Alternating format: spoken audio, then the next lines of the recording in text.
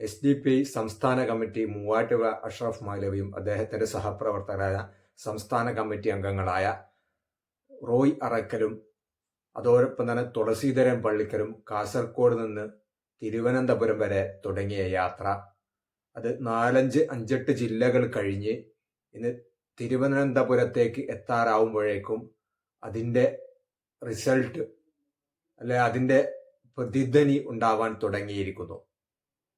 SDP ദേശീയ president MK ഫൈസിയുടെ വീട്ടിലേക്ക് കേന്ദ്ര സംഘം അന്വേഷണ ഏജൻസികളെ അയച്ചിരിക്കുകയാണ്. സംഘപരിവാരത്തിനെതിരെ സംസാരിക്കുന്ന ആരെയും അവരെ കൃത്യമായി ചൂണ്ടിക്കാണിക്കുന്ന ഏതൊരു രാഷ്ട്രീയ പാർട്ടിയെയും വിടാതെ പിന്തുടരുക എന്നതാണ് ഇന്ന് കേന്ദ്ര സംസ്ഥാന സർക്കാരിൻ്റെ അന്വേഷണ ഏജൻസികൾ എന്ന് പറയുന്നത്.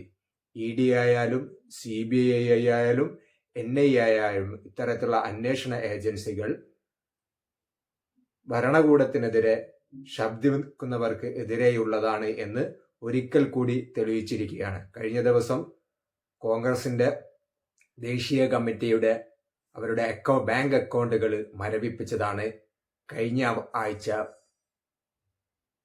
സംഘപരിവാരത്തിനെതിരായ പ്രചരണങ്ങൾക്ക് കാരണമായതെങ്കിൽ ഈ ആഴ്ച മറ്റൊരു ചെറിയൊരു രാഷ്ട്രീയ പാർട്ടി, ഒരു MLA പോലുമില്ലാത്ത, ഒരു MP പോലുമില്ലാത്ത ഒരു രാഷ്ട്രീയ പാർട്ടി രാജ്യത്തെ ഭരണകക്ഷിയായ സംഘപരിവാരത്തിനെതിരെ വിരൽ ചൂണ്ടുമ്പോൾ ഇത്തരത്തിൽ പ്രകോപനപരമായ നടപടിയാണ് സർക്കാർ കൈക്കൊണ്ടിരിക്കുന്നത്. അതേ സ്ഥാനത്ത് അഴിമതിയും സ്വജനപക്ഷപാതവുമുള്ള പ്രതിപക്ഷത്തുള്ള രാഷ്ട്രീയ ഏതെങ്കിലും നേതാക്കൾ അല്ലെങ്കിൽ അത്തരത്തിൽ ആരോപണം ഉന്നയിക്കപ്പെടുന്ന ആളുകൾ ഭരണകക്ഷിയിലേക്ക് BJPയിലേക്ക് മെമ്പർഷിപ്പ് എടുക്കുന്നതോടുകൂടി അവർക്ക് ക്ലീൻ ചിറ്റ് ലഭിക്കുന്ന ഒരു രാഷ്ട്രീയ സാഹചര്യവും കൂടി നമുക്ക് കാണാൻ സാധിക്കും. കഴിഞ്ഞ ദിവസം അതേപോലെ കർണാടകയിൽ ഇന്ത്യൻ ഭരണഘടനയും അതോടൊപ്പം തന്നെ അതിനെക്കുറിച്ചുമുള്ള പ്രമേയം അവതരിപ്പിക്കാൻ വേണ്ടി വന്ന ആക്ടിവിസ്റ്റും കവയിത്രിയും അതിലുപരി UK വെസ്റ്റ്മിനിസ്റ്റർ സർവകലാശാലയിലെ പ്രൊഫസറുമായ നിതാഷ കൗളിനെ ബാംഗ്ലൂർ എയർപോർട്ടിൽ വെച്ച് തടയുകയായിരുന്നു. കഴിഞ്ഞ ആഴ്ച 23-ാം തീയതിയായിരുന്നു സംഭവം. UK നിന്നും 12 മണിക്കൂർ യാത്ര ചെയ്താണ് ഈ ഒരു സ്ത്രീ ആക്ടിവിസ്റ്റ് ബാംഗ്ലൂർ എയർപോർട്ടിൽ എത്തിയതെങ്കിലും അവിടെ തടഞ്ഞു വെക്കുകയായിരുന്നു. സംഘപരിവാര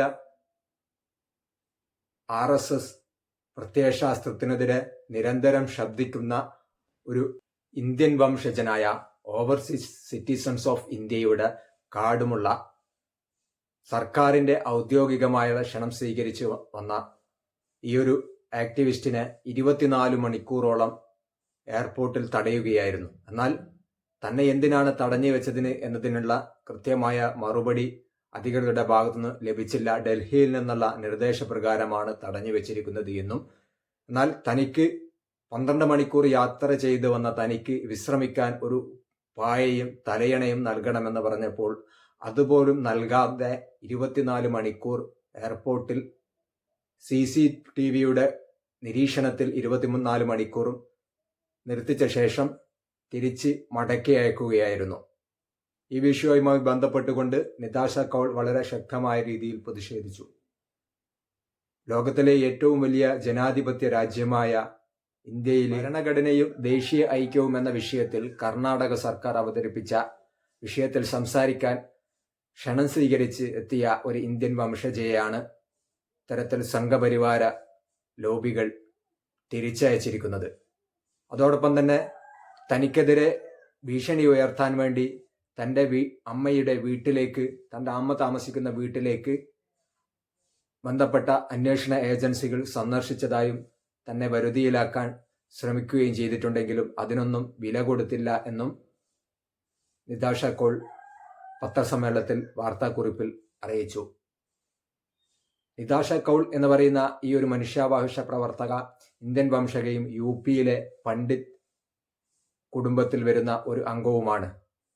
കാശ്മീർ പണ്ഡിറ്റുകളെ തലക്കണ്ണീരൊഴുക്കുന്ന സംഘപരിവാരത്തിന് പണ്ഡിറ്റ് കുടുംബത്തിൽപ്പെട്ട നിതാഷ കോളിനെ പോലെയുള്ള ആളുകൾ സംഘപരിവാരത്തിനെതിരെ നിശിതമായി വിമർശിക്കുമ്പോൾ തികച്ചും അത് പൊള്ളലേൽക്കുന്നതാണ്. കാശ്മീരിൽ നടത്തിയ മനുഷ്യാവകാശ ലംഘനങ്ങളെക്കുറിച്ചും നിതാഷ കൗൾ വളരെ ഏറെ UK-യിൽ മറ്റ് പ്രസംഗവേദികളിലൊക്കെ നിശിതമായി വിമർശിച്ചിരുന്നു. സംഘപരിവാരം തന്നെ നിരന്തരമായി ഭീഷണിപ്പെടുത്തുന്നുണ്ടെന്നും തന്നെ ബലാത്സംഗം ചെയ്തു അല്ലാതെയും കൊലപ്പെടുത്തുമെന്നും നിരന്തരം വിദ്വേഷ പ്രസംഗങ്ങൾ നടത്തിക്കൊണ്ടിരിക്കുന്നതും തന്നെക്കെതിരെ ഇത്തരത്തിൽ ആക്രോശങ്ങൾ ഉയർത്തുന്നതും ഈ ഒരു അവസരത്തിൽ നിതാഷ കൗൾ ഓർമ്മിപ്പിച്ചു. ലോകത്തിലെ ഏറ്റവും വലിയ ജനാധിപത്യ രാജ്യമായ ഇന്ത്യ തൻ്റെ വാക്കുകളെയും തൻ്റെ പേനകളെയും ഈ ഭരണകൂടം എന്തിനാണ് ഭയക്കുന്നത് എന്നും ഈ ഒരു അവസരത്തിൽ മാധ്യമങ്ങളോട് അദ്ദേഹം ചോദിക്കുകയുണ്ടായി. അതേസമയം ഗുജറാത്ത് BJP നേതാവ് അദ്ദേഹത്തിൻ്റെ ഉടമസ്ഥതയിലെ സൂറത്തിലെ ഗോഡൌണിൽ നിന്നും കോടിക്കണക്കിന് രൂപയുടെ കള്ളപ്പണം പിടിച്ചെടുത്തെങ്കിലും അത്തരം വ്യക്തികൾക്കെതിരെ അന്വേഷണ ഏജൻസികളെ വിടുകയോ അല്ലെ തടഞ്ഞു വെക്കുന്നതോ കാഴ്ചകൾ നമുക്ക് രാജ്യത്ത് കാണാൻ സാധിക്കുന്നില്ല.